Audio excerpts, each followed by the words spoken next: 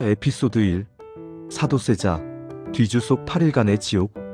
1762년 윤 5월 13일 경희궁 뜰에 놓인 뒤주 하나. 그 안에서 조선의 왕세자가 8일간 서서히 죽어갔습니다. 아버지 영조의 명령으로. 이것은 조선 왕조 500년 역사상 가장 충격적이고 비극적인 사건, 사도세자의 이야기입니다. 끝까지 시청 후 댓글로 여러분의 생각을 들려주세요. 사도세자의 비극, 누구의 잘못이라고 생각하시나요?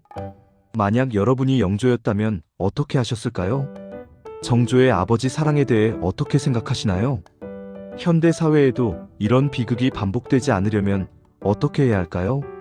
사도세자가 정신질환 치료를 받았다면 역사가 어떻게 바뀌었을까요? 제1장 영조의 콤플렉스, 비극의 뿌리. 이 비극을 이해하기 위해서는 먼저 영조라는 인물을 알아야 합니다. 그는 조선 제21대 왕으로 52년이라는 조선 역대 두 번째로 긴 재위 기간을 가진 군주였습니다. 하지만 그의 삶은 시작부터 콤플렉스로 얼룩져 있었습니다. 1694년 10월 31일 창덕궁 후궁의 처소. 한 여인이 진통 끝에 아이를 낳았습니다. 그녀의 이름은 숙빈 최씨. 그녀는 궁녀 출신으로 무수리에서 시작해 숙종의 총애를 받아 후궁이 된 인물이었습니다. 옥동자를 낳으셨습니다. 궁녀들이 기쁨의 함성을 질렀습니다. 그녀가 낳은 아들이 바로 훗날의 영조입니다. 하지만 기쁨도 잠시, 곧 궁궐에는 수군거림이 퍼졌습니다. 또 무수리의 자식이로구나. 천한 피가 섞인 왕자. 과연 왕위를 계승할 자격이 있을까?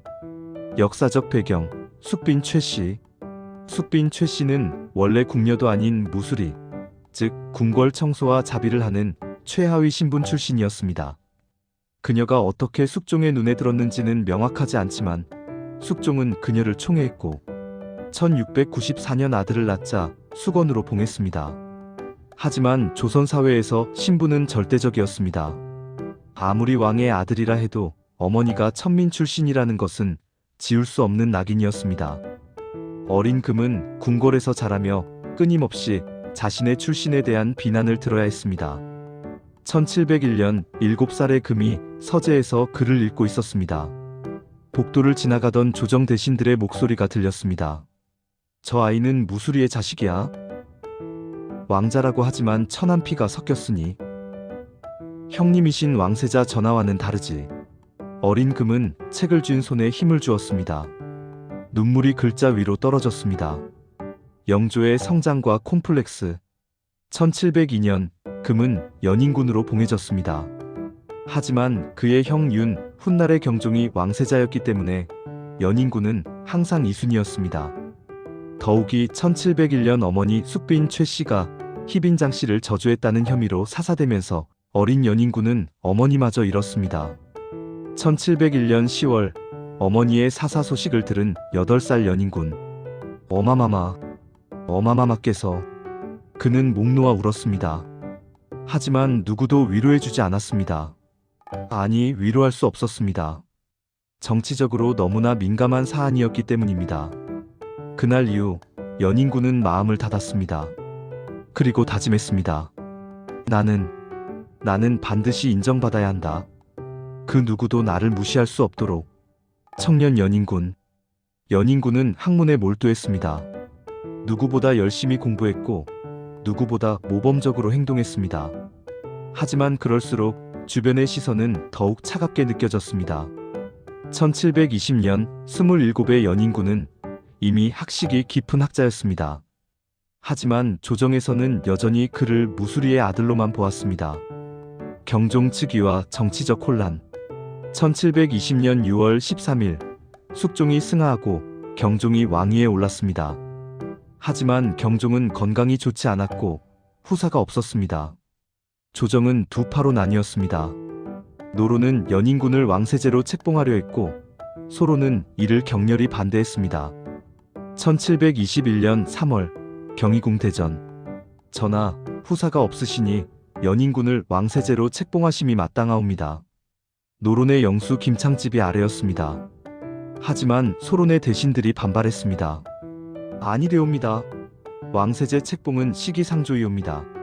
경종은 고민에 빠졌습니다. 신임사와 피해 숙청.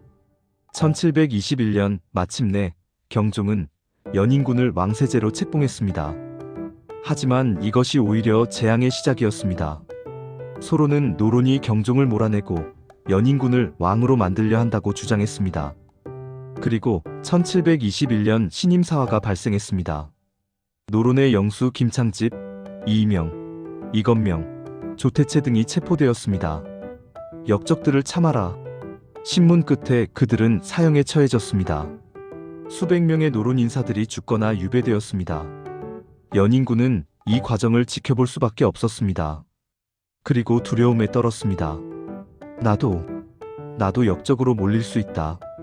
더욱 충격적인 것은 소론이 연인군을 경종 독살 미수의 배우로 지목한 것입니다.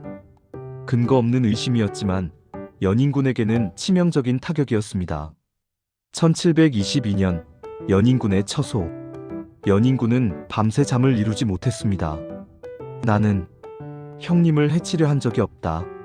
절대로. 하지만 사람들은 나를 역적으로 본다. 그의 손이 떨렸습니다. 이 의심은 평생 그를 괴롭혔습니다. 1724년 영조의 즉위. 1724년 8월 25일 경종이 급서했습니다. 향년 37세였습니다. 사인에 대해서는 여러 설이 있지만 명확하지 않습니다.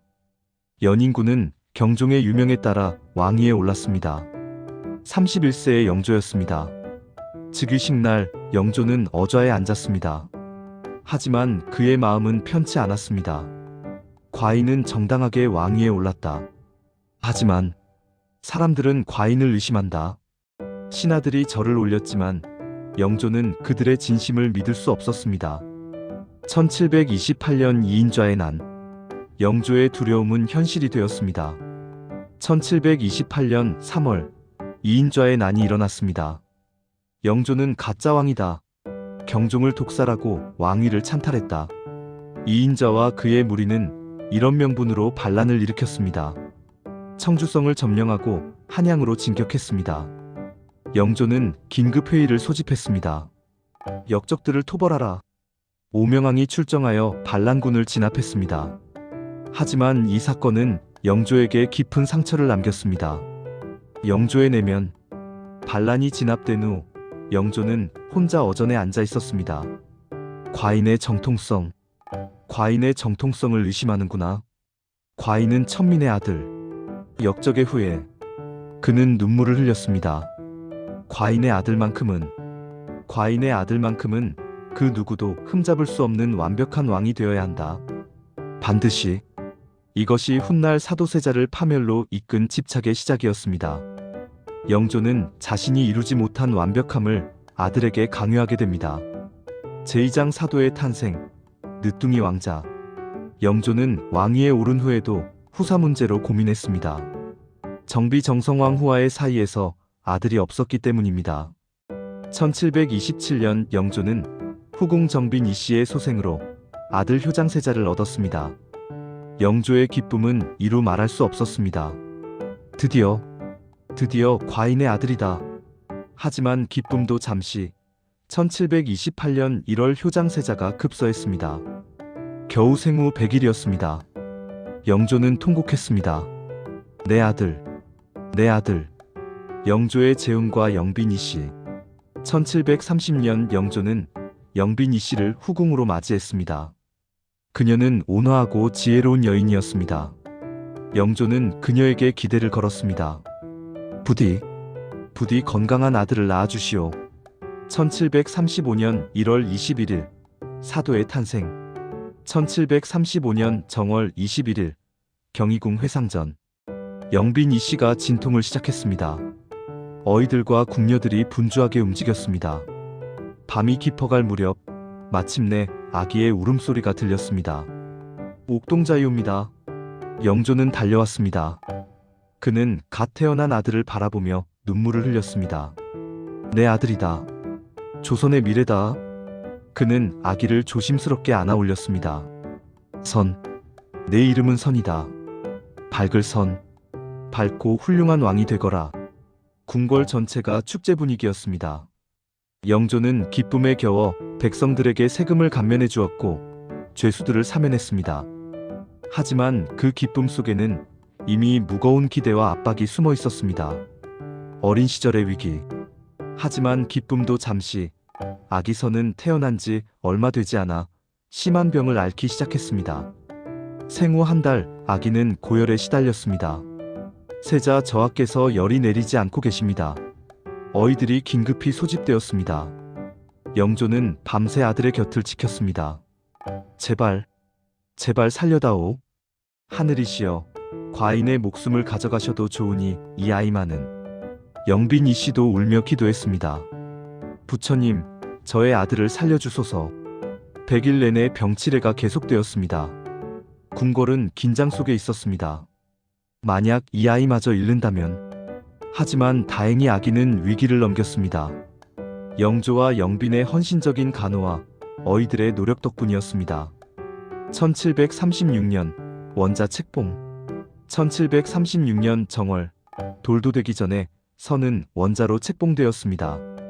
이례적으로 빠른 책봉이었습니다. 책봉식 날, 어린 선은 아직 걷지도 못했지만 화려한 옷을 입고 의식에 참석했습니다. 영조는 엄숙하게 선언했습니다. 이 아이가 과인의 뒤를 이어 조선을 다스릴 것이다. 신하들이 일제히 절을 올렸습니다. 원자 저하 천세, 천천세. 총명한 어린 왕자. 어린 선은 매우 총명한 아이였습니다. 1738년 3살의 선. 아바마마, 이 글자는 무엇이라 읽나이까? 선은 책을 가리키며 물었습니다. 영조는 놀랐습니다. 겨우 3살인데 벌써 글자에 관심을 보이다니. 이 글자는 인이다. 어짐인이지. 어짐인. 어진 사람이 되어야 한다는 뜻이옵니까? 영조는 기쁨에 겨워 아들을 안아 올렸습니다. 그렇다. 네가 바로 어진 왕이 될 것이다. 5살이 되자 선은 간단한 시를 지을 수 있었습니다. 1740년 봄, 궁궐 정원. 꽃이 피고 새가 우니 봄이 왔구나. 어린 선이 중얼거렸습니다. 옆에서 지켜보던 영빈 이 씨가 미소 지었습니다. 우리 아들이 시인이 되려나 보구나. 하지만 이 모습을 본 영조는 다르게 생각했습니다. 시? 시보다 더 중요한 것은 경세의 학문이다. 선아, 시는 잠시 여기까지만 하고 경서를 읽어라. 어린 선의 얼굴에 그림자가 드리웠습니다. 1744년 조온. 1744년 2월 8일 10살의 선은 홍봉안의 딸 홍씨와 가래를 올렸습니다. 홍씨도 10살이었습니다. 혼례식 날 두 어린이는 화려한 예복을 입고 의식을 치렀습니다. 선은 긴장한 표정으로 앞을 바라보았습니다. 옆에는 같은 또래의 소녀가 앉아 있었습니다. 혼례가 끝난 후 두 아이는 처음으로 대화를 나누었습니다. 저는 선이라고 합니다. 저는 홍씨입니다. 두 아이 모두 수줍어했습니다. 하지만 이것이 훗날 60년 이상 지속될 부부관계의 시작이었습니다. 해경궁 홍씨의 회상. 훗날 해경궁 홍씨는 한중록에서 이렇게 회고했습니다. 처음 세자 아바마마를 배웠을 때 저는 어린아이였지만 그분의 총명함과 온화함을 느낄 수 있었습니다. 그분은 항상 저를 다정하게 대해주셨고 우리는 함께 자라며 서로를 의지하게 되었습니다. 제3장 완벽주의 교육의 시작. 1749년 세자 책봉. 1749년 2월 9일 만 14세에서는 정식으로 왕세자에 책봉되었습니다. 책봉식은 성대하게 거행되었습니다. 사도는 세자의 복식을 입고 종묘에 고하는 의식을 치렀습니다. 영조는 엄숙한 표정으로 말했습니다. 오늘부터 네가 조선의 세자다. 과인의 뒤를 이어 이 나라를 다스릴 자다. 명심하거라. 세자의 무게를. 14살 사도의 어깨가 무거워졌습니다. 가혹한 일과. 세자 책봉 이후 사도의 교육은 더욱 가혹해졌습니다. 사도의 하루. 새벽 4시 기상. 세자 저하, 일어나실 시간이옵니다. 궁녀가 조심스럽게 깨웁니다. 사도는 잠이 덜 깬 눈으로 일어납니다. 새벽 5시 7시 경서 강독. 시강원에서 스승들 앞에서 경서를 암송합니다. 대학의 도는 조금이라도 실수하면 질책이 이어집니다. 오전 7시 9시 역사서 학습, 사기, 자치통감 등을 읽습니다. 각 역사적 사건에 대한 평가를 해야 합니다. 오전 9시 11시 영조와 대면 학습. 이것이 가장 긴장되는 시간입니다. 영조는 직접 세자를 가르치며 끊임없이 질문합니다. 세자, 한나라 문제는 어떤 정치를 했느냐? 문제는 백성을 사랑하고 검소하게 살았사옵니다. 그뿐이냐? 더 구체적으로 말해보아라. 사도는 긴장하여 더듬거립니다. 그것은 제대로 공부를 하지 않았구나. 다시 읽고 오너라. 영조의 꾸지람이 이어집니다. 일과 계속. 오후 12시 일시 점심 식사. 하지만 편히 먹을 수도 없습니다. 식사 예절을 감시받습니다. 오후 1시 3시 시문 작성 연습. 시와 상소문을 쓰는 연습을 합니다. 오후 3시 5시 서예 연습. 붓글씨를 수없이 반복합니다. 오후 5시 7시 복습 및 암송. 오늘 배운 내용을 복습합니다. 저녁 7시 8시 저녁 식사. 저녁 8시 10시 다음날 예습. 내일 배울 내용을 미리 읽습니다. 밤 10시 취침. 하지만 긴장으로 잠들기 어렵습니다. 이렇게 하루 16시간 이상의 강도 높은 학습이 매일 365일 계속되었습니다. 휴일도 거의 없었습니다. 영조의 교육 방식. 1750년 겨울, 어느 추운 날, 사도는 밤늦게까지 책을 읽고 있었습니다.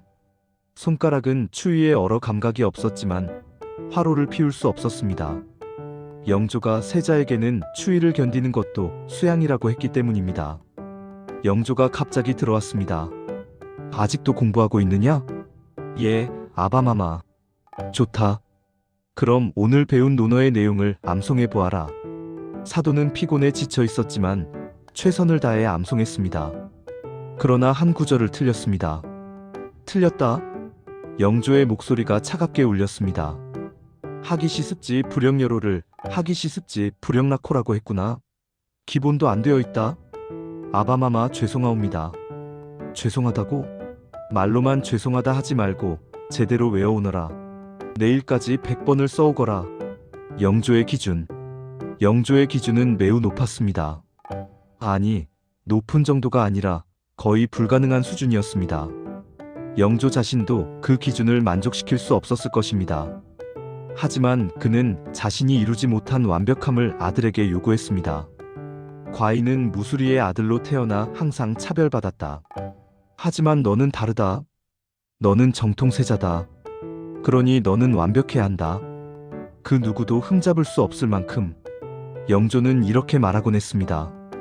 하지만 사도에게 이것은 숨막히는 압박이었습니다. 사도의 내면. 어느 날 밤 사도는 혼자 창밖을 바라보았습니다. 나는 아무리 해도 아바마마를 만족시킬 수 없다. 아바마마는 나에게서 무엇을 원하시는 걸까? 그의 눈에서 눈물이 흘러내렸습니다. 제사장 사도의 재능과 좌절, 숨겨진 재능들. 그러나 사도세자는 결코 무능한 사람이 아니었습니다. 오히려 다방면에 걸쳐 뛰어난 재능을 가진 인물이었습니다. 첫째, 무예의 달인. 1753년 가을, 창덕궁 후원. 영조가 없는 틈을 타서 사도는 무예 연습을 하고 있었습니다. 그는 말을 타고 달리며 활을 쏘았습니다. 말발굽 소리가 울리고 화살이 바람을 가르며 날아갔습니다. 쾅! 화살은 정확하게 관역 중심을 맞췄습니다. 세자 저하, 정말 대단하십니다. 무관들이 감탄했습니다. 저하의 궁술은 당대 최고라 해도 과언이 아니옵니다. 사도는 환하게 웃었습니다. 이 순간만큼은 그는 자유로웠고 행복했습니다. 실록의 기록에 따르면 사도세자의 말타기와 활쏘기 실력은 뛰어났습니다. 그는 달리는 말 위에서도 정확하게 관역을 맞힐 수 있었습니다. 하지만 이 소식이 영조에게 전해졌습니다. 세자가 또 무예 연습을 했다고? 영조의 얼굴이 굳어졌습니다. 학문은 제쳐두고 무예에만 탐닉한단 말이냐? 영조는 즉시 사도를 불렀습니다. 세자, 네가 무예 연습을 했다고 들었다. 아바마마, 세자의 본분은 학문이다. 무예는 무관들이나 하는 것이다. 다시는 그런 짓 하지 마라. 사도는 고개를 숙였습니다. 그의 유일한 즐거움마저 빼앗긴 것입니다. 둘째, 예술적 재능, 서예. 사도는 서예의 대가였습니다. 현재 남아있는 사도세자의 글씨를 보면 그의 뛰어난 서예 실력을 알 수 있습니다. 그의 글씨는 힘이 있으면서도 우아했고 개성이 뚜렷했습니다. 사도는 붓을 들고 글씨를 쓰고 있었습니다. 천천히 하지만 힘있게 붓이 움직였습니다. 먹이 종이에 스며들며 아름다운 글자를 만들어냈습니다. 세자 아바마마의 글씨는 정말 아름답습니다. 해경궁이 옆에서 지켜보며 말했습니다. 사도는 미소 지었습니다. 이것이 나의 유일한 위안이요. 글씨를 쓸 때만큼은 마음이 평온해지요. 셋째, 그림과 디자인. 사도세자는 그림에도 재능이 있었습니다. 특히 산수화와 인물화를 잘 그렸다고 합니다. 사도의 처소에는 그가 직접 그린 그림들이 걸려 있었습니다. 아름다운 산수화, 생동감 넘치는 말그림. 하지만 영조는 이것도 탐탁지 않게 여겼습니다. 그림? 그런 것은 화공이나 하는 것이다. 넷째, 의복과 공예, 패션 디자이너. 사도세자의 가장 독특한 재능은 의복 디자인과 제작이었습니다. 사도의 처소에는 그가 직접 디자인한 옷들이 가득했습니다. 전통적인 한복의 형태를 유지하면서도 새로운 색상 조합과 문양을 사용한 독창적인 디자인들이었습니다. 청색과 홍색의 조화, 금실로 수놓은 용문양, 섬세한 매듭. 이 옷은 저하께서 직접 디자인하신 것입니까? 그렇소. 이 색상 조합이 어떻소? 해경궁은 감탄했습니다. 정말 아름답습니다. 저하께서는 정말 재능이 많으십니다. 하지만 이것도 영조의 노여움을 샀습니다. 세자가 바느질을 한다고? 옷을 만든다고? 영조는 분노했습니다. 이것이 조선 세자가 할 일이냐? 궁녀나 하는 바느질 따위를. 영조는 사도가 만든 옷들을 모두 치우게 했습니다. 사도는 아무 말도 하지 못했습니다. 눈물만 흘렸습니다. 다섯째, 정치적 식견. 사실 사도세자는 정치에 대한 이해도 깊었습니다. 1755년 어느 날 조정회의, 사도세자가 의견을 제시했습니다. 전하, 요즘 백성들이 흉년으로 고통받고 있사옵니다. 환곡제도를 개선하여 이자를 낮추고 곡식대여 시기를 조정하면 어떻겠습니까? 신하들 중 일부가 고개를 끄덕였습니다. 세자 저하의 말씀이 일리가 있사옵니다. 하지만 영조는 차갑게 말했습니다. 세자는 아직 어리다. 정치는 과인이 알아서 할 것이다. 영조는 세자가 정치에 관여하는 것조차 달가워하지 않았습니다. 그는 세자가 자신의 그림자가 되기를 원했지만 동시에 세자가 자신의 권위에 도전하는 것을 두려워했습니다. 이러한 모순된 태도가 사도세자를 점점 더 혼란스럽게 만들었습니다. 좌절감의 누적. 어느 날 밤 사도는 혼자 앉아 있었습니다. 나는 무엇을 해도 인정받지 못한다. 학문을 해도 부족하고 무예를 하면 꾸중을 들고 예술을 하면 질책을 받고 아바마마는 나에게서 무엇을 원하시는 걸까? 아니, 아바마마는 나를 사랑하시는 걸까? 그의 마음속에 의문이 자라나기 시작했습니다. 제오장 어머니의 죽음, 마지막 보루의 상실. 1757년 정월, 영빈 이씨의 병세. 1756년 겨울부터 영빈 이씨의 건강이 나빠지기 시작했습니다. 창경궁 통명전, 영빈 이씨는 병상에 누워 있었습니다. 그녀의 얼굴은 창백했고 기침이 끊이지 않았습니다. 어마마마 괜찮으십니까? 사도가 어머니의 곁에 앉아 손을 잡았습니다. 괜찮다. 걱정하지 마라, 내 아들. 하지만 영빈의 손은 차가웠습니다. 어이들이 최선을 다했지만 영빈의 병세는 호전되지 않았습니다. 1757년 정월, 영빈 이씨는 결국 세상을 떠났습니다. 향년 58세였습니다. 임종장면. 영빈 이씨의 숨소리가 점점 약해졌습니다. 23살의 사도세자가 어머니의 손을 꽉 잡고 있었습니다. 어마마마 일어나셔야 합니다. 소자를 두고 가시면 아니 되옵니다. 영빈 이씨는 간신히 눈을 떴습니다. 그리고 아들을 바라보았습니다. 세자, 나의 아들. 예, 어마마마. 여기 있습니다. 미안하구나. 어미가 너를 지켜주지 못해서. 어마마마, 그런 말씀 마시옵소서. 전하를 원망하지 마라. 영빈은 힘겹게 말을 이었습니다. 전하도 너를 사랑하신다. 다만 표현을 모르실 뿐이다. 어마마마, 항상 조심하고 인내하거라. 내 아들. 예, 어마마마, 명심하겠습니다. 그리고 왕비마마 해경국물 잘 모시거라. 그분이 이제 내 곁에 있을 유일한 사람이다. 영빈 이씨는 마지막 힘을 다해 말했습니다. 건강하게 오래 살아라, 내 아들. 그리고 그녀는 조용히 숨을 거두었습니다. 어마마마, 어마마마. 사도세자의 절규가 궁궐에 울려 퍼졌습니다. 해경궁 홍씨도 함께 울었습니다. 영조도 슬픔에 잠겼습니다. 어머니와의 추억. 영빈 이씨는 사도세자에게 유일한 정서적 지지자였습니다. 어린 사도가 영조에게 꾸중을 듣고 울고 있었습니다. 영빈 이씨가 아들을 안아주었습니다. 울지 마라, 내 아들. 전하께서는 너를 사랑하신다. 다만 그 사랑을 엄하게 표현하실 뿐이야. 하지만 어마마마, 소자는 아무리 해도 아바마마를 기쁘게 해드릴 수가 없습니다. 아니다. 너는 충분히 잘하고 있다. 너는 총명하고 착한 아이다. 어미는 너를 자랑스럽게 생각한다. 사도가 무예 연습을 하다가 영조에게 들켜 혼난 날, 영빈이 사도를 위로했습니다. 세자야, 전하께서는 네가 상처받을까봐 걱정하시는 것이다. 무예는 위험하니까. 하지만 어마마마, 소자는 무예가 좋습니다. 소자에게도 좋아하는 것이 있어도 되지 않습니까? 영빈은 아들의 머리를 쓰다듬었습니다. 그렇지. 내 말이 맞다. 하지만 지금은 조금만 참자꾸나. 네가 왕이 되면 그때는 네가 원하는 것을 할 수 있을 것이다. 장례와 3년상. 영빈 이씨의 장례는 성대하게 치러졌습니다. 사도세자는 3년상을 치르겠다며 상복을 입었습니다.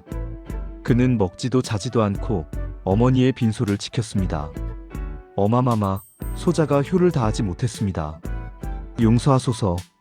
해경궁도 함께 슬퍼했습니다. 대전 마마영빈 이씨께서는 저에게도 어머니 같은 분이셨습니다. 해경궁의 회고. 훗날 해경궁 홍씨는 한중록에서 이렇게 썼습니다. 대전 마마께서 돌아가신 후 세자 아바마마는 완전히 변하셨습니다. 그전에도 때때로 우울해하셨지만 그 후로는 정말 다른 사람이 되신 것 같았습니다. 대전 마마는 세자 아바마마의 마지막 버팀목이었는데 그마저 이르셨으니 제6장 정신의 붕괴, 의대증의 시작. 1757년 봄, 첫 증상. 어머니의 죽음 직후부터 사도세자에게 이상한 증상이 나타나기 시작했습니다. 바로 의대증이었습니다. 1757년 봄, 사도세자의 처소. 아침이 되어 사도는 옷을 갈아입어야 했습니다. 세자 저하, 조복을 입으셔야 할 시간이 옵니다. 궁녀가 옷을 가져왔습니다. 사도는 옷을 바라보았습니다. 그런데 갑자기 가슴이 답답해지기 시작했습니다. 이 옷이 맞을까? 그는 떨리는 손으로 옷을 만졌습니다. 세자 저하? 궁녀가 걱정스럽게 물었습니다. 사도는 옷을 입으려고 했습니다. 하지만 입는 순간 극심한 불안감이 엄습했습니다. 숨이 막혔습니다. 심장이 미친 듯이 뛰었습니다. 온몸에 식은땀이 흘렀습니다. 안 돼. 이 옷은 아니야. 그는 옷을 벗어던졌습니다. 다른 옷을 가져와라. 증상의 악화. 이런 증상은 점점 악화되었습니다. 며칠 후 사도는 하루 종일 옷을 갈아입고 있었습니다. 새벽부터 시작해서 이 옷도 아니야. 저 옷도 아니야. 한 벌, 두 벌, 세 벌, 10벌, 20벌. 궁녀들이 옷을 계속 가져왔지만 사도는 만족하지 못했습니다. 왜 맞는 옷이 없는 거지? 그의 얼굴은 땀으로 범벅이 되었고 눈은 초점을 잃었습니다. 해질녘이 되어서도 사도는 여전히 옷과 씨름하고 있었습니다. 해경궁 홍씨가 들어왔습니다. 세자 아바마마, 이제 그만하시고 쉬셔야 합니다. 하지만 사도는 듣지 못하는 것 같았습니다. 맞는 옷을 찾아야 해. 해경궁의 증언. 해경궁 홍씨는 한중록에서 이렇게 기록했습니다. 어느 날은 세자 아바마마께서 새벽부터 밤까지 옷을 갈아입으셨습니다. 100벌도 넘는 옷을 입었다 벗었다를 반복하셨지요. 저는 옆에서 눈물을 흘리며 지켜볼 수밖에 없었습니다. 세자 아바마마께서 너무나 고통스러워하셨기 때문입니다. 현대의학적 분석. 현대 정신의학으로 보면 사도세자의 의대증은 심각한 강박장애 OCD와 공황장애의 복합 증상입니다. 전문가 인터뷰 형식. 정신과 전문의 사도세자의 증상을 현대의학으로 분석하면 이것은 전형적인 강박장애입니다. 특정 행동옷 입기에 대한 극심한 불안과 공포, 그리고 그것을 반복해야만 하는 강박. 이러한 증상은 극심한 스트레스와 트라우마에서 비롯됩니다. 사도세자의 경우 아버지의 끊임없는 압박과 어머니의 죽음이라는 트라우마가 복합적으로 작용했을 것입니다. 왜 옷인가? 왜 하필 옷을 입는 것에 강박이 생겼을까요? 심리학적으로 보면 옷은 사회적 역할과 정체성의 상징입니다. 특히 왕세자에게 옷은 단순한 의복이 아니라 신분과 책임의 상징이었습니다. 사도세자는 세자의 옷을 입는다는 것, 즉 세자의 역할을 수행한다는 것 자체에 극심한 공포를 느끼게 된 것입니다. 사도의 톡백. 이 옷을 입으면 나는 세자가 된다. 세자가 되면 아바마마의 기대를 충족시켜야 한다. 하지만 나는 그럴 수 없다. 나는 부족하다. 나는 실패할 것이다. 그러니 이 옷은 내게 맞지 않는다. 영조의 반응. 어느 날 영조가 사도의 처소를 방문했습니다. 사도는 여전히 제대로 된 옷을 입지 못한 상태였습니다. 평상복도 아니고 조복도 아닌 이상한 차림이었습니다. 영조는 분노했습니다. 이게 무슨 꼴이냐? 세자가 이런 꼴로 있다니. 아바마마 소자는 변명하지 마라. 이것은 나를 모욕하기 위한 것이 아니냐? 아바마마, 그것이 아니옵니다. 그렇다면 무엇이냐? 너는 일부러 나를 화나게 하려는 것이다. 영조는 아들의 증상을 이해하지 못했습니다. 당시에는 정신질환에 대한 개념 자체가 없었기 때문에 영조는 이것을 아들의 고의적인 반항으로 해석했습니다. 이것이 부자관계를 더욱 악화시켰습니다. 밤의 공포. 밤이 되면 증상은 더욱 악화되었습니다. 사도는 잠을 이룰 수 없었습니다. 옷장을 계속 들여다보며 내일 입을 옷을 고민했습니다. 내일은 어떤 옷을 입어야 하지? 아니, 그 옷도 안 돼. 저 옷도 안 돼. 해경궁이 옆에서 걱정스럽게 지켜보았습니다. 세자 아바마마, 제발 주무셔야 합니다. 하지만 사도는 듣지 못했습니다. 제7장 광기의 발현, 통제 불능. 1758년 첫 번째 폭력 사건. 경고. 다음 내용은 역사적 사실이지만 폭력적인 장면을 포함합니다. 1758년부터 사도세자의 증상은 더욱 심각해졌습니다. 의대증뿐만 아니라 폭력적인 충동까지 나타나기 시작했습니다. 1758년 여름밤, 사도세자의 처소. 사도는 또다시 옷을 입으려다 실패했습니다. 좌절감이 극에 달했습니다. 갑자기 환관 한 명이 들어왔습니다. 세자 전하께서 내일 조회에 참석하라 하셨습니다. 그 순간 사도의 이성이 끊어졌습니다. 조회에 나가라고? 내가 이 꼴로? 그는 갑자기 환관을 붙잡았습니다. 네가 나를 비웃는 것이냐? 아니옵니다, 세자 저하. 하지만 사도는 듣지 않았습니다. 그는 환관을 때리기 시작했습니다. 환관의 비명이 울려 퍼졌지만 아무도 감히 말리지 못했습니다. 다음 날 아침, 그 환관은 중상을 입은 채 발견되었습니다. 해리성 장애. 더욱 충격적인 것은 사도세자가 자신이 한 일을 기억하지 못하는 경우가 많았다는 것입니다. 다음 날 아침, 사도가 깨어났습니다. 해경궁이 두려운 눈으로 그를 바라보고 있었습니다. 왜 그렇게 보시오? 세자 아바마마, 간밤의 일을 기억하시옵니까? 간밤? 무슨 일이 있었소? 해경궁은 눈물을 흘렸습니다. 세자 아바마마께서는 환관을 심하게 구타하셨습니다. 뭐라고? 내가? 사도는 진심으로 놀란 표정이었습니다. 아니요. 나는 그런 기억이 없소. 정말이요? 현대 정신의학에서는 이러한 증상을 해리성 정체성 장애의 일종으로 봅니다. 극심한 스트레스 상황에서 자아가 분열되어 낮의 자아와 밤의 자아가 분리되는 현상입니다. 계속되는 사건들. 이러한 사건들이 반복되었습니다. 실록의 기록에 따르면 사도 세자가 직접 죽인 사람만 해도 100명이 넘는다고 합니다. 하지만 여기서 주목해야 할 점이 있습니다. 이 모든 사건이 사도 세자가 정상적인 정신 상태에서 저지른 것이 아니라는 것입니다. 궁궐의 공포. 궁녀와 환관들은 사도 세자를 피하기 시작했습니다. 세자 저하 처소에는 가지 마라. 밤에는 특히 조심해야 해. 궁궐 내부는 공포에 휩싸였습니다. 누구도 사도 세자의 처소에 가려 하지 않았습니다. 어쩔 수 없이 가는 궁녀들은 떨며 임무를 수행했습니다. 영조에게 전달되는 소문들. 이 모든 소문은 결국 영조의 귀에 들어갔습니다. 영조는 밤마다 잠을 이루지 못했습니다. 내 아들이, 내 세자가 사람을 죽인다고? 이것이 사실일 리가 없다. 하지만 증거는 계속 쌓여갔습니다. 내가 아들을 이렇게 만든 것인가? 영조는 처음으로 자신의 교육 방식을 의심했습니다. 하지만 인정하고 싶지 않았습니다. 아니, 인정할 수 없었습니다. 아니다. 세자가 원래 그런 성품인 것이다. 과인의 잘못이 아니다. 영조는 스스로를 합리화했습니다. 제8장 당쟁의 소용돌이 속에서 노론과 소론의 대립, 사도세자의 이상행동은 조정의 당파 싸움과 결부되기 시작했습니다. 당시 조선은 오랫동안 노론과 소론의 치열한 대립이 계속되고 있었습니다.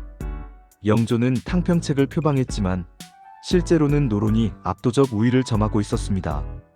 1759년 경희궁 외전, 노론의 핵심 신하들이 비밀 회의를 하고 있었습니다.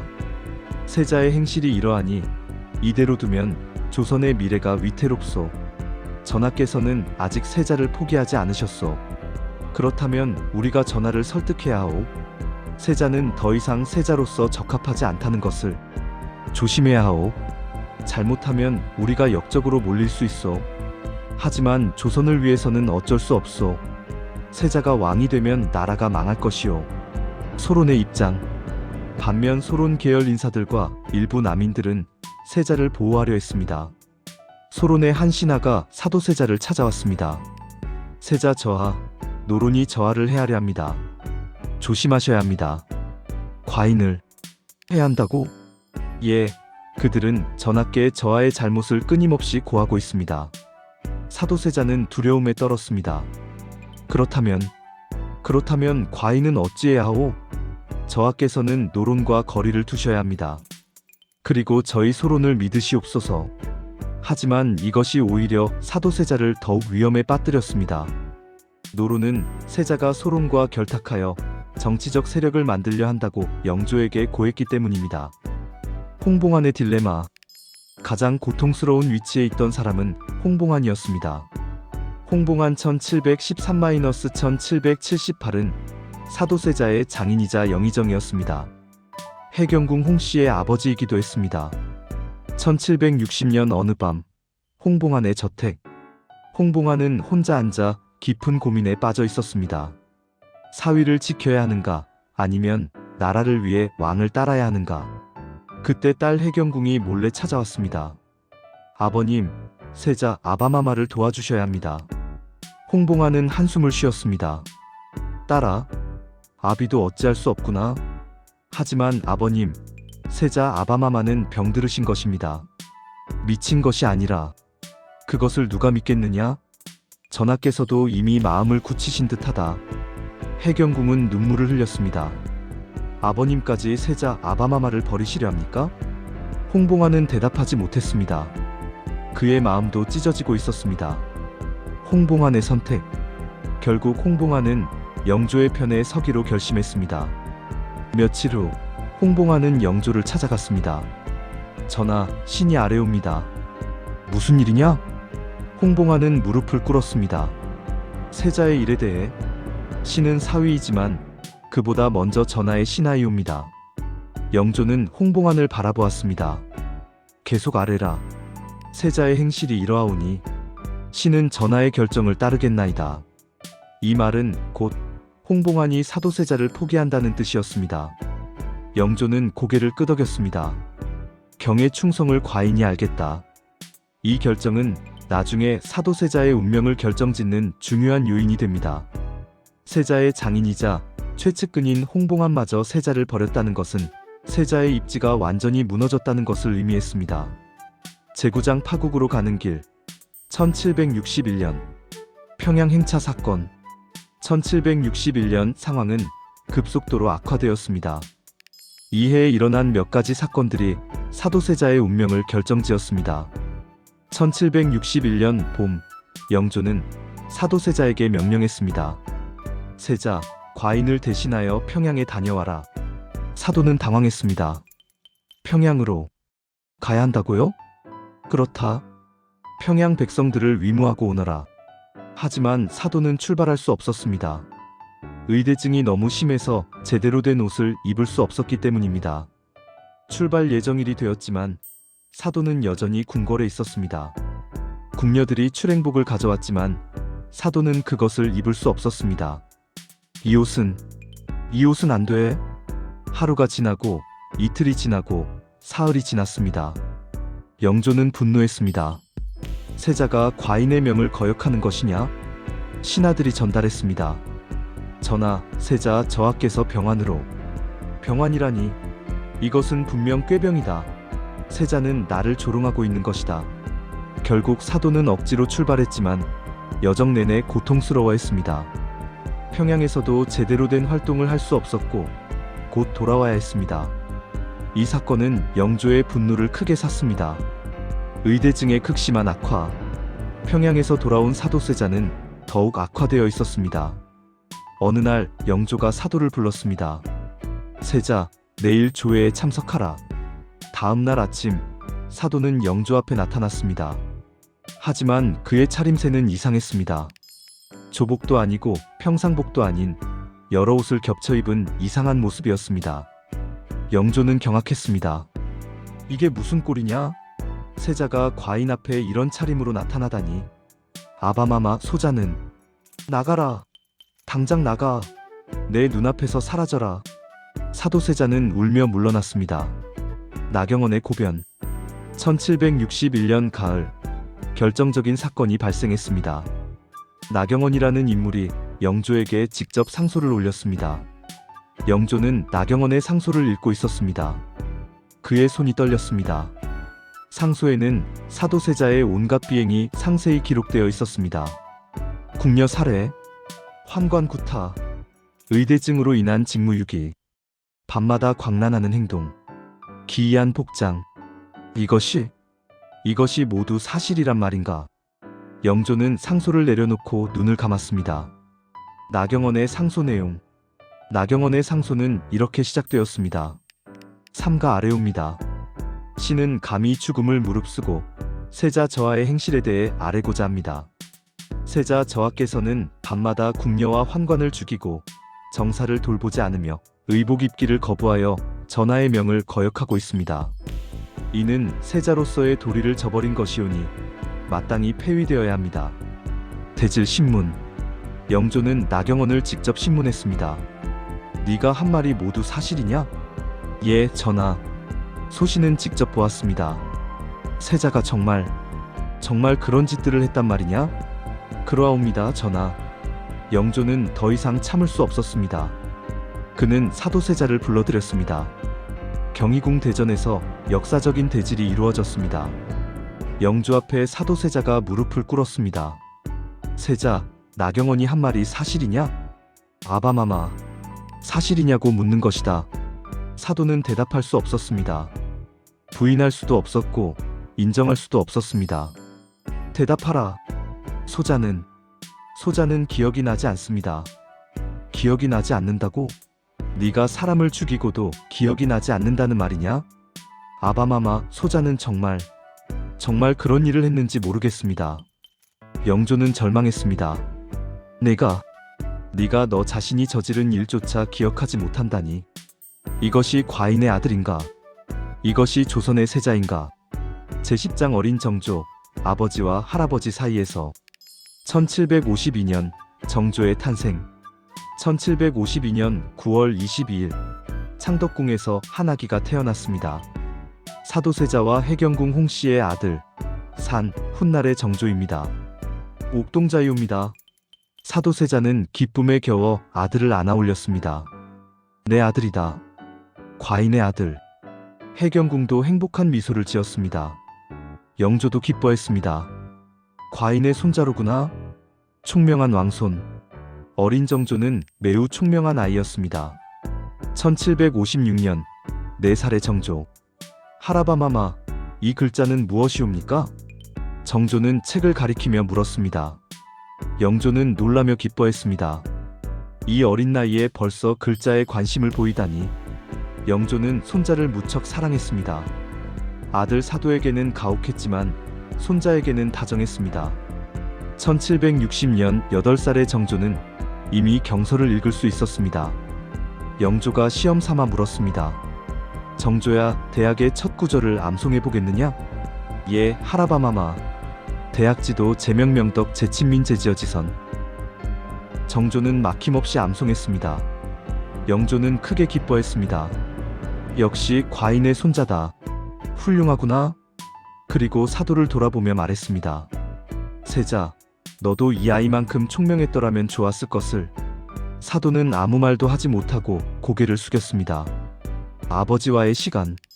1761년 정조는 아버지 사도세자의 처소에 있었습니다. 아바마마 괜찮으십니까? 사도는 아들을 보며 슬픈 미소를 지었습니다.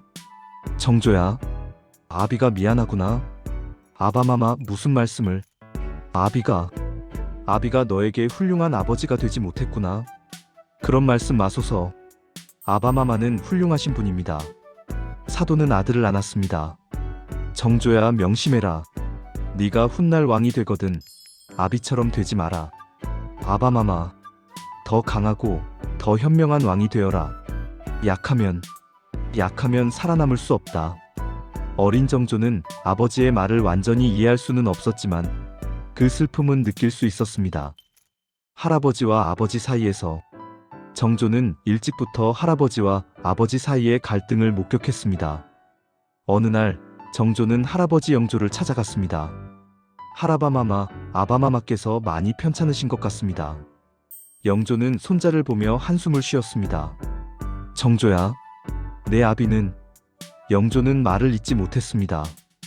할아바마마, 아바마마를 도와주실 수 없으십니까? 정조야, 세상 일이라는 것이 그렇게 간단하지 않단다.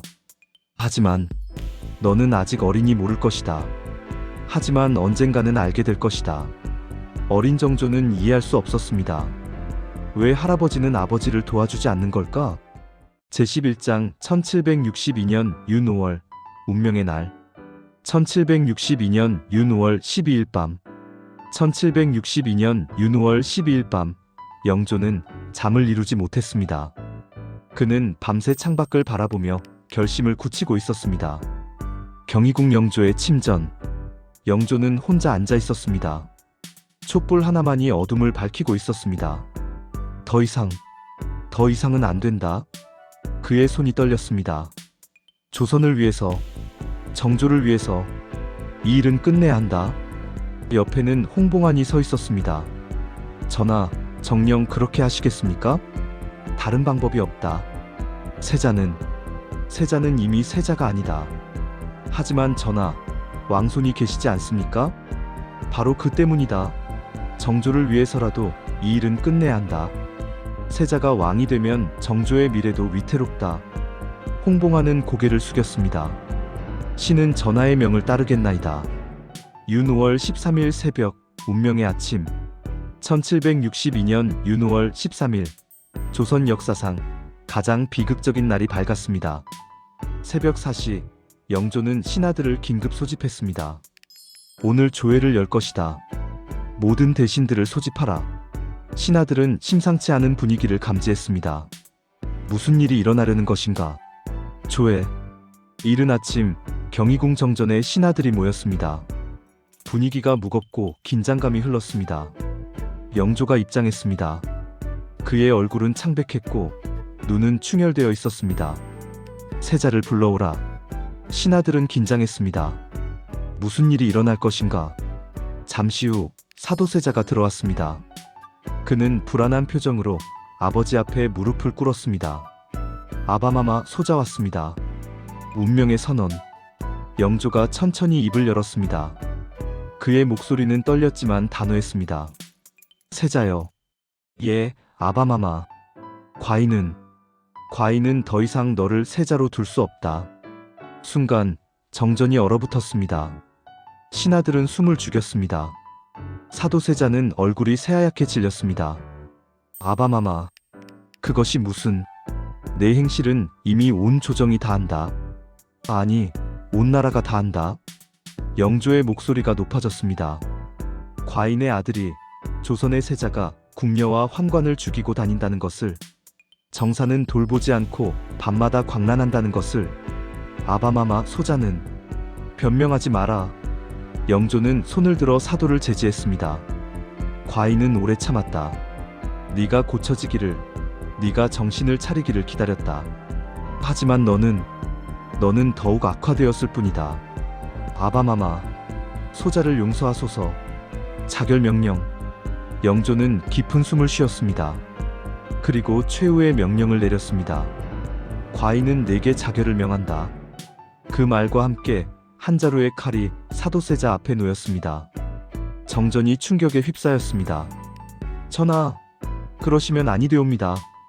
여러 신하들이 외쳤습니다. 하지만 영조는 단호했습니다. 과인의 명이다. 사도의 거부. 사도세자는 앞에 놓인 칼을 바라보았습니다.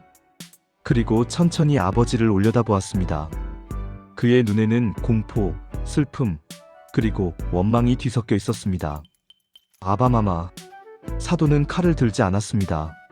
소자는 아직 죽을 수 없습니다. 무엇이라? 영조의 목소리가 날카로워졌습니다. 손자가 있지 않습니까? 정조가 있지 않습니까? 바로 정조 때문이다. 네가 계속 세자로 있으면 정조의 미래도 위태롭다. 아바마마, 제발 소자를 살려주소서. 사도세자는 바닥에 엎드려 울었습니다. 소자가 잘못했습니다. 소자를 용서하소서. 해경궁의 애원. 이 소식을 들은 해경궁 홍씨가 달려왔습니다. 전하. 그녀는 영조 앞에 엎드렸습니다. 세자를 살려주소서. 해경궁의 머리는 흐트러져 있었고 얼굴은 눈물로 범벅이 되어 있었습니다. 저를 죽이시고 세자를 살려주소서. 제발 물러가라. 영조는 고개를 돌렸습니다. 이미 결정된 일이다. 전하, 세자는 병들으신 것입니다. 미친 것이 아니옵니다. 해경궁은 필사적으로 외쳤습니다. 치료를 받으시면 나으실 수 있습니다. 제발 한 번만 더 기회를 주소서. 하지만 영조는 흔들리지 않았습니다. 물러가라고 했다. 궁녀들이 해경궁을 붙잡아 끌어냈습니다. 전하. 해경궁의 비명이 정전에 울려 퍼졌습니다. 뒤주 명령. 영조는 세자를 바라보았습니다. 세자는 여전히 칼을 들지 않고 있었습니다. 세자가 스스로 목숨을 끊지 않는다면 영조는 잠시 말을 멈추었습니다. 그리고 마침내 그 끔찍한 명령을 내렸습니다. 뒤주를 가져오라. 전하, 그러시면 아니되옵니다. 신하들이 일제히 외쳤습니다. 뒤주에 세자를 가두시면 이는 역사의 길이 남을 치우기옵니다. 네 명이다. 영조의 목소리가 천둥처럼 울렸습니다. 뒤주의 등장. 잠시 후 궁인들이 커다란 쌀 저장용 뒤주를 들고 왔습니다. 나무로 만들어진 사각형 상자였습니다. 높이는 약 150cm, 폭은 60cm 정도. 한 사람이 간신히 들어갈 수 있는 크기였습니다. 뒤주가 정전 마당에 놓였습니다. 사도세자는 그것을 보며 온몸이 떨렸습니다. 아바마마. 강제 수감. 저 안에 세자를 넣어라. 영조의 명령이 떨어졌습니다. 사도세자는 저항했습니다. 아니되옵니다. 아바마마. 그는 필사적으로 도망치려 했습니다. 아바마마. 소자를 죽이시려거든 칼로 베어 주소서. 이렇게는 안 됩니다. 하지만 무사들이 사도를 붙잡았습니다. 놓아라. 놓으라고. 사도는 발버둥 쳤지만 여러 명의 무사들이 그를 제압했습니다. 아바마마. 아바마마. 그들은 사도를 강제로 뒤주 쪽으로 끌고 갔습니다. 28세의 조선 왕세자가 한때 총명하고 재능 있던 젊은이가 이렇게 뒤주 안에 갇히게 되었습니다. 무사들이 사도를 뒤주 안에 집어넣었습니다. 뒤주 안은 좁았습니다. 서 있을 수도 앉을 수도 없었습니다. 몸을 구부리고 웅크린 자세로 있어야 했습니다. 아바마마. 소자를 꺼내주소서. 사도의 목소리가 뒤주 안에서 울려나왔습니다. 쾅! 뒤주의 뚜껑이 닫혔습니다. 순간 세상이 완전한 어둠으로 변했습니다. 아바마마. 아바마마. 사도의 절규가 뒤주 밖으로 새어나왔습니다. 현장의 모습. 해경궁 홍씨는 뒤주에 매달려 울부짖었습니다. 세자 아바마마. 세자 아바마마. 어린 정조도 달려왔습니다. 11살의 소년이었습니다. 하라바마마. 아바마를 꺼내주소서. 제발. 정조는 영조의 옷자락을 붙잡았습니다. 하라바마마. 아바마가. 영조는 손자를 보지 못하고 고개를 돌렸습니다. 이 아이를 데려가라. 궁녀들이 정조를 끌어냈습니다. 하라바마마. 정조의 비명이 울려 퍼졌습니다. 영조의 마지막 명령. 영조는 단호하게 명령했습니다. 누구도 뒤주에 가까이 가서는 안 된다. 군사들이 뒤주 주변을 에워쌌습니다. 물도 음식도 주어서는 안 된다. 전하, 신하들이 애원했지만 영조는 단호했습니다. 4명이다. 영조의 마지막 모습. 영조는 마지막으로 뒤주를 바라보았습니다. 뒤주 안에서는 여전히 사도의 목소리가 들렸습니다. 아바마마. 영조의 눈에서 눈물이 흘러내렸습니다. 미안하구나, 내 아들. 하지만 이것이 조선을 위한 길이다. 그는 천천히 돌아섰습니다. 과인은 침전으로 돌아간다. 영조는 떠났습니다. 하지만 그의 발걸음은 무거웠고 어깨는 떨리고 있었습니다. 제12장 뒤주 8일간의 지옥. 첫째 날 윤 5월 13일 1762년 윤 5월 13일 사도세자가 뒤주에 갇힌 첫날입니다. 뒤주 안의 상황. 완전한 어둠. 빛 한 줄기 들어오지 않습니다. 사도는 몸을 구부린 채 웅크리고 있었습니다. 뒤주 안은 너무 좁아서 움직일 수도 없었습니다. 아바마마. 소자를 꺼내주소서. 그는 계속 소리쳤습니다. 아바마마. 소자가 잘못했습니다. 용서하소서. 목이 쉬도록 외쳤지만 대답은 없었습니다. 뒤주 밖의 모습. 해경궁과 정조는 뒤주 옆을 떠나지 않았습니다. 세자 아바마마. 조금만 견디소서. 제가 반드시. 해경궁은 눈물을 흘리며 뒤주에 손을 댔습니다. 정조도 옆에서 울고 있었습니다. 아바마마. 군사들이 지키고 있었지만 그들도 차마 해경궁과 정조를 떼어놓을 수 없었습니다. 오후. 초여름의 뜨거운 햇볕이 뒤주를 내리쬐었습니다. 뒤주 안의 온도가 급격히 올라가기 시작했습니다. 더워. 너무 더워. 사도는 숨을 쉬기 힘들어졌습니다. 좁은 공간에서 열기가 빠져나갈 곳이 없었습니다. 땀이 온몸에서 흘러내렸습니다. 저녁. 해가 지자 조금 시원해졌지만 사도는 이미 지쳐 있었습니다. 물을 주소서. 그의 목소리는 이미 쉬어 있었습니다. 해경궁이 물동이를 들고 뒤주에 다가가려 했습니다. 물러서시오. 군사가 막아섰습니다. 하지만 세자 저하께서 전하의 명이 계시다. 아무것도 주어서는 안 된다. 해경궁은 눈물을 흘리며 물동이를 떨어뜨렸습니다. 철퍽. 물이 땅에 쏟아졌습니다. 뒤주 안에서 사도는 그 소리를 들었습니다. 물. 둘째 날 윤 5월 14일 새벽. 둘째 날 새벽 사도의 목소리는 더욱 약해졌습니다. 목이 마르다. 사도의 입술은 이미 갈라지기 시작했습니다. 피가 맺혔습니다. 탈수 증상이 시작되고 있었습니다. 오전, 해가 높이 떠올랐습니다. 기온은 30도를 넘었습니다. 뒤주는 마치 찜통과 같았습니다. 아바마마, 제발, 물만. 사도의 목소리는 거의 들리지 않았습니다. 정오, 한낮의 뜨거운 햇볕. 뒤주 안의 온도는 상상할 수 없을 만큼 올라갔습니다. 사도는 의식이 흐려지기 시작했습니다. 어마마마. 그는 죽은 어머니를 불렀습니다. 오후, 정조는 뒤주 앞에서 움직이지 않았습니다. 아바마마. 11살 소녀는 하루 종일 그 자리에 앉아 있었습니다. 먹지도 마시지도 않고 해경궁이 아들에게 말했습니다.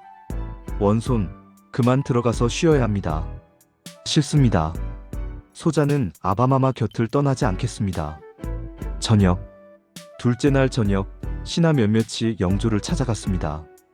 전하, 이제 그만하시옵소서.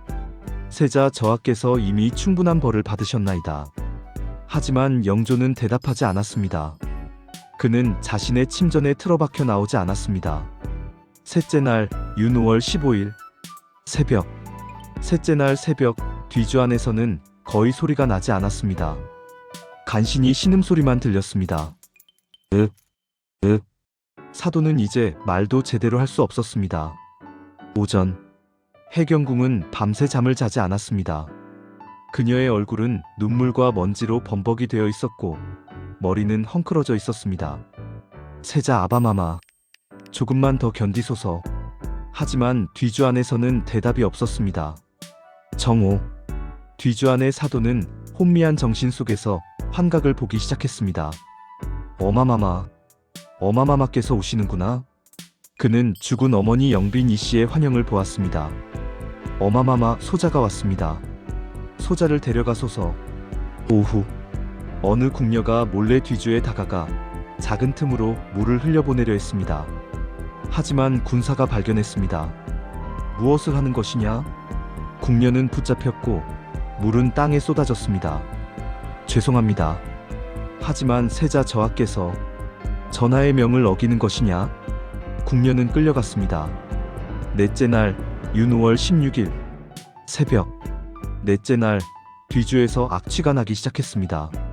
사도는 더 이상 배설물을 통제할 수 없었습니다. 뒤주 주변의 사람들은 코를 막았습니다. 하지만 해경궁과 정조는 여전히 그 자리를 지키고 있었습니다. 세자 아바마마, 해경궁의 목소리는 이제 거의 들리지 않았습니다. 그녀도 지쳐가고 있었습니다. 오전, 일부 신하들이 다시 영조에게 간청했습니다. 전하, 이제 그만하소서. 세자께서 이미 죽어가고 계시옵니다. 영조는 여전히 대답하지 않았습니다. 하지만 그의 눈은 붉게 충혈되어 있었고 손은 떨리고 있었습니다. 정오, 뒤주 안의 사도는 이제 거의 의식이 없었습니다. 극심한 탈수와 열사병으로 그의 신체 기능은 하나둘씩 멈춰가고 있었습니다. 신장 기능이 정지되었고 간 기능도 급격히 악화되고 있었습니다. 오후, 정조가 뒤주에 이마를 대고 울었습니다. 아바마마, 대답해 주소서. 하지만 뒤주 안에서는 아무 소리도 나지 않았습니다. 아바마마, 정조는 비명을 질렀습니다. 다섯째 날 윤5월 17일 새벽, 다섯째 날 사람들은 사도가 이미 죽은 것이 아닌가 의심했습니다. 한 신하가 조심스럽게 뒤주에 귀를 대고 들어보았습니다. 아주 미세한 숨소리가 들렸습니다. 아직 살아계시옵니다. 신하는 눈물을 흘렸습니다. 오전, 해경궁이 쓰러졌습니다. 닷새 동안 먹지도 자지도 않고 뒤주 옆을 지키던 그녀는 결국 기력을 잃었습니다. 세자 아바마마, 용서하소서.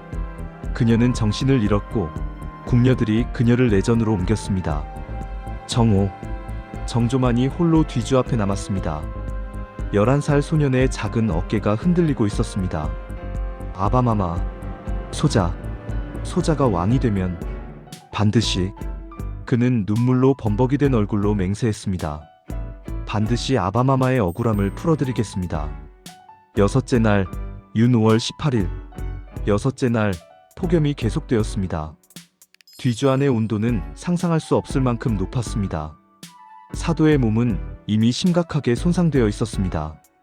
탈수로 인해 혈액이 걸쭉해졌고 심장은 제대로 뛰지 못했습니다. 오후 영조가 처음으로 침전에서 나왔습니다. 그는 멀리서 뒤주를 바라보았습니다. 그의 얼굴은 비통함으로 일그러져 있었습니다. 내 아들, 내 아들. 그는 중얼거렸습니다. 하지만 다시 돌아섰습니다. 결심을 바꿀 수는 없었습니다. 일곱째 날 윤 5월 19일 새벽 일곱째 날 새벽 뒤주 안에서는 더 이상 어떤 소리도 들리지 않았습니다. 완전한 침묵. 사람들은 이미 끝났다고 생각했습니다. 하지만 아직 아주 미세한 숨소리가 남아 있었습니다. 오전 정조는 여전히 뒤주 앞에 앉아 있었습니다. 일주일 동안 그 자리를 지킨 소년. 그의 옷은 땀과 먼지로 더럽혀져 있었고 얼굴은 해에 그을려 있었습니다. 하지만 그는 떠나지 않았습니다. 정오 뒤주 안의 사도세자. 그는 이제 거의 의식이 없었습니다. 하지만 마지막 순간까지 그의 마음속에는 한 가지 생각만이 남아 있었습니다. 사도의 마지막 생각. 정조야, 미안하다. 아비가 너에게 이런 아버지밖에 되지 못해서. 하지만 너는 강해야 한다. 살아남아야 한다. 약하면 이렇게 된다. 제발 살아남아라. 내 아들. 여덟째 날 윤 5월 21일 새벽 1762년 윤 5월 21일 새벽 여덟째 날이 밝았습니다. 뒤주 안에서는 더 이상 어떤 소리도 어떤 움직임도 없었습니다. 완전한 침묵. 오전 영조가 나왔습니다. 그의 얼굴은 창백했고 눈은 텅 비어 있었습니다. 뒤주를 열어라. 무사들이 조심스럽게 다가갔습니다. 정조가 비명을 질렀습니다. 안 됩니다. 아직 아바마마께서. 하지만 무사들은 명령을 따라야 했습니다.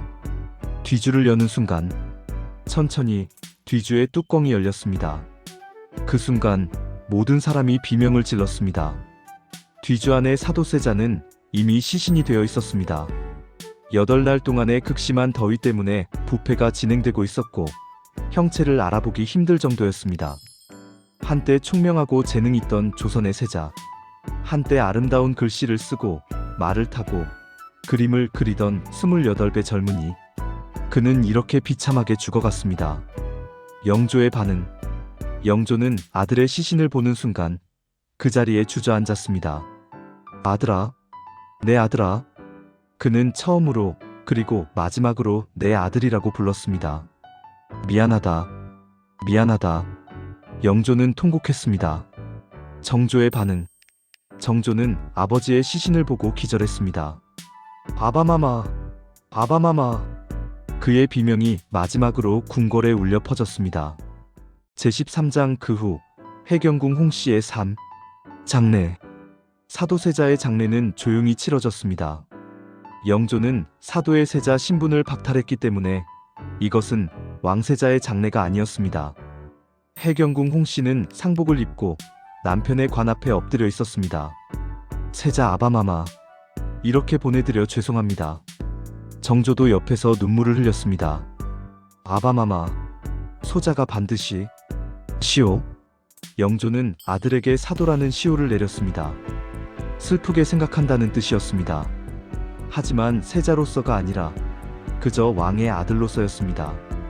해경궁의 긴 삶. 해경궁 홍씨는 1762년 남편의 죽음을 목격한 후 53년을 더 살았습니다. 1762년 28배 해경궁. 그녀는 과부가 되었습니다. 아직 젊었지만 그녀의 삶은 이미 끝난 것이나 다름없었습니다. 세자 아바마마, 저는 이제 어떻게 살아가야 합니까? 1776년 정조의 즉위. 1776년 3월 5일 영조가 83세의 나이로 승하했습니다. 그리고 3월 10일 정조가 왕위에 올랐습니다. 즉위 식후 정조는 어머니 해경궁을 찾아왔습니다.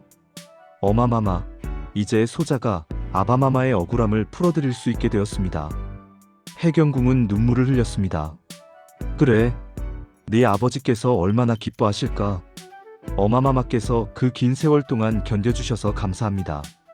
정조는 어머니의 손을 잡았습니다. 한중록의 치필, 해경궁 홍씨는 만년에 한중록이라는 회고록을 썼습니다. 1795년 예순한 살해 해경궁. 그녀는 붓을 들고 글을 쓰기 시작했습니다. 나는 이 글을 후세에 남긴다. 세자 아바마마의 진실을 알리기 위해. 그분은 미친 사람이 아니었다. 그분은 병들었던 것이다. 그리고 그 병은 치료받을 수 있었어야 했다. 한중록은 조선시대 궁중 문학의 백미로 평가받으며 사도세자 사건을 이해하는 가장 중요한 자료가 되었습니다. 1815년 마지막. 1815년 1월 13일 해경궁 홍씨는 81세의 나이로 세상을 떠났습니다. 임종 직전 그녀는 중얼거렸습니다. 세자 아바마마, 이제 뵐 수 있겠습니다. 오래 기다리셨지요. 미안합니다. 그녀는 조용히 눈을 감았습니다. 그녀는 남편 사도세자와 함께 수원 육릉에 묻혔습니다. 생전에는 고통스러웠던 두 사람이 이제 영원히 함께하게 되었습니다. 제14장 정조의 복수와 복권. 1776년 즉위와 다짐. 1776년 3월 10일 정조 즉위식. 25세 정조는 어좌에 앉으며 마음속으로 맹세했습니다. 아바마마, 이제 소자가 아바마마의 원한을 풀어드리겠습니다. 노론과의 대결. 하지만 정조의 길은 쉽지 않았습니다. 노론 세력은 여전히 강력했고 그들은 정조가 아버지의 명예를 회복시키는 것을 극력 반대했습니다. 즉위 직후 조정회의. 정조가 말했습니다. 과인의 아버지는 세자셨다. 과인은 그 아들이다. 노론의 신하들이 반발했습니다. 전하, 선왕영조께서 내리신 결정을 번복하시려 하십니까? 과인은 번복하는 것이 아니다. 진실을 밝히는 것이다. 정조의 목소리는 단호했습니다. 규장각 설치. 정조는 규장각을 설치하여 자신의 정치적 기반을 마련했습니다. 1776년 정조는 젊고 유능한 학자들을 규장각에 모았습니다. 그대들은 과인을 도와 새로운 조선을 만들 것이다. 과인의 아버지께서 꿈꾸셨던 백성이 행복한 나라를. 장육령 창설. 정조는 자신의 군사력을 확보하기 위해 장육령을 창설했습니다. 과인을 지킬 힘이 필요하다. 그래야 아버지의 명예를 회복할 수 있다. 정조는 강력한 왕권을 구축해 나갔습니다. 1789년 아버지의 복권. 1789년 정조는 마침내 아버지를 추존했습니다. 과인의 아버지 사도세자를 장원세자로 추존한다. 신하들이 절을 올렸습니다. 장원세자 만세. 나중에 사도는 장조로 추존되어 왕의 지위를 회복했습니다. 수원 화성 건설. 1794년 정조는 아버지의 무덤을 수원으로 옮기고 그 주변에 새로운 도시를 건설하기 시작했습니다. 정조는 직접 현장을 방문했습니다. 이곳은 단순한 도시가 아니다. 이곳은 과인의 아버지를 위한 도시다. 조선 최고의 도시로 만들어라. 최첨단 기술을 사용하라. 정약용이 설계하고 거중기 등 혁신적인 기계를 사용하여 수원 화성이 건설되었습니다. 이것은 단순한 건축물이 아니라 아들의 아버지에 대한 사랑의 표현이었습니다. 아버지 무덤 참배. 정조는 자주 아버지의 무덤을 찾았습니다. 아바마마, 소자가 이곳에 왔습니다. 그는 무덤 앞에 앉아 눈물을 흘렸습니다. 아바마마께서 편히 쉬실 수 있도록 이렇게 아름다운 도시를 만들었습니다. 소자는 아바마마를 잊은 적이 없습니다. 그 뒤주 안에서 고통받으시던 모습을 소자는 평생 잊을 수 없습니다. 하지만 이제 아바마마는 왕이십니다. 장조 대왕이십니다. 정조의 치적.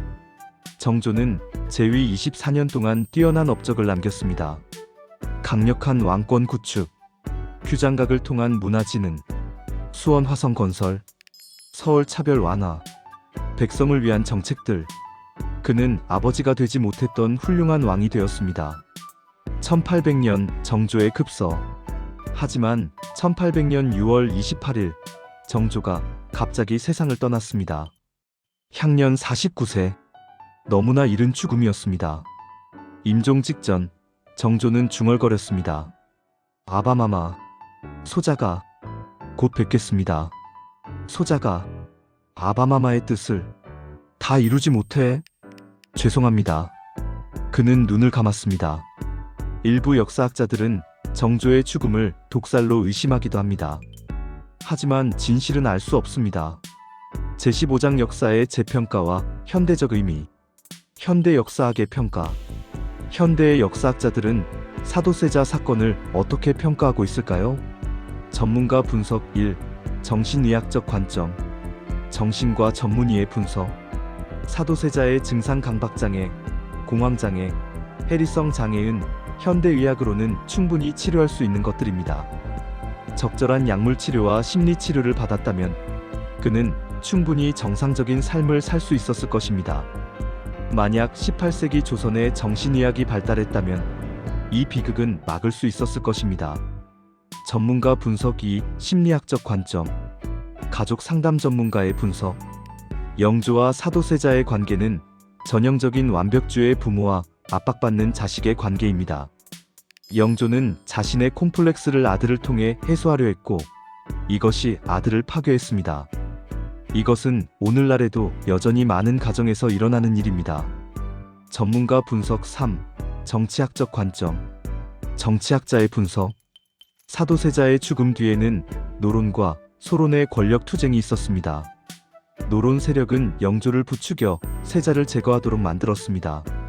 권력 욕심이 한 사람의 목숨을 앗아간 것입니다. 현대인들에게 주는 교훈.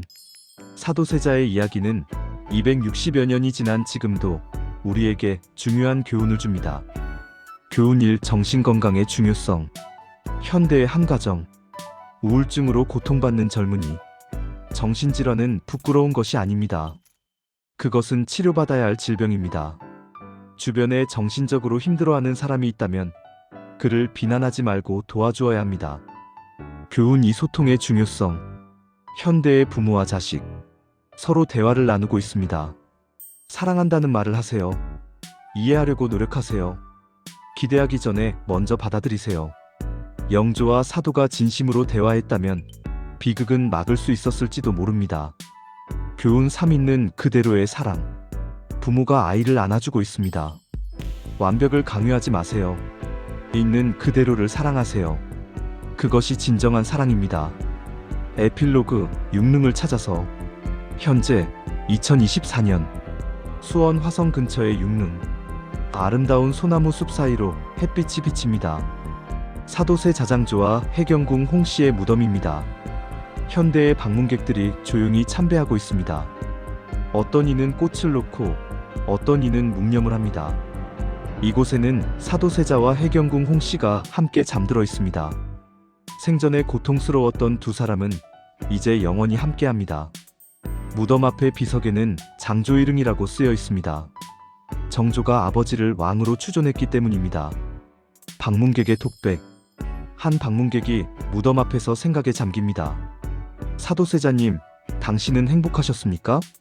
당신이 원했던 삶을 사셨습니까? 아마도 그렇지 못했을 것입니다. 하지만 당신의 아들 정조는 당신이 이루지 못한 꿈을 이루었습니다. 그것이 당신에게 작은 위로가 되기를 바랍니다. 마지막 메시지. 사도세자는 죽었지만 그의 이야기는 살아있습니다. 그의 비극을 기억하는 것, 그것이 우리가 할 수 있는 최소한의 예우일 것입니다. 그리고 그의 죽음이 헛되지 않도록 우리는 같은 비극이 반복되지 않도록 노력해야 합니다. 3가지 약속. 1. 부모는 자식을 있는 그대로 사랑해야 합니다. 2. 자식은 부모의 사랑을 이해하려 노력해야 합니다. 3. 우리 모두는 정신건강의 중요성을 인식해야 합니다.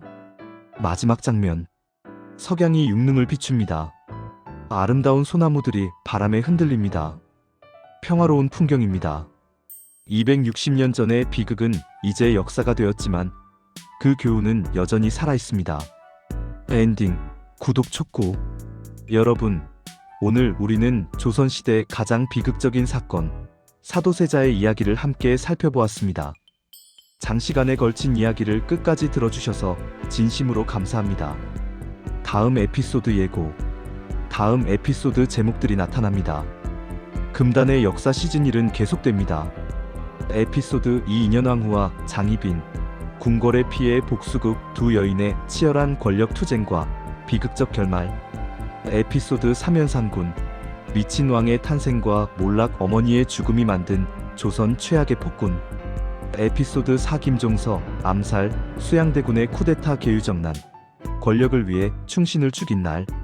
에피소드 5 단종의 비극, 12살 왕의 죽음 어린 왕이 당한 가장 잔인한 운명.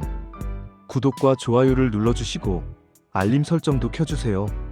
여러분의 관심과 응원이 더 좋은 컨텐츠를 만드는 힘이 됩니다. 댓글로 여러분의 생각을 들려주세요. 사도세자의 비극, 누구의 잘못이라고 생각하시나요? 만약 여러분이 영조였다면 어떻게 하셨을까요? 정조의 아버지 사랑에 대해 어떻게 생각하시나요? 현대 사회에도 이런 비극이 반복되지 않으려면 어떻게 해야 할까요? 사도세자가 정신질환 치료를 받았다면 역사가 어떻게 바뀌었을까요? 마지막 인사. 역사는 단순히 과거의 기록이 아닙니다. 그것은 현재를 사는 우리를 비추는 거울이고 미래를 준비하는 나침반입니다. 금단의 역사를 통해 우리는 과거로부터 배우고 현재를 반성하며 미래를 준비할 수 있습니다. 감사합니다. 에피소드 2 인현왕후와 장희빈, 궁궐 내 피해 복수극. 두 여인의 치열한 권력 투쟁과 비극적 결말이 이어집니다. 또 만나요. 끝.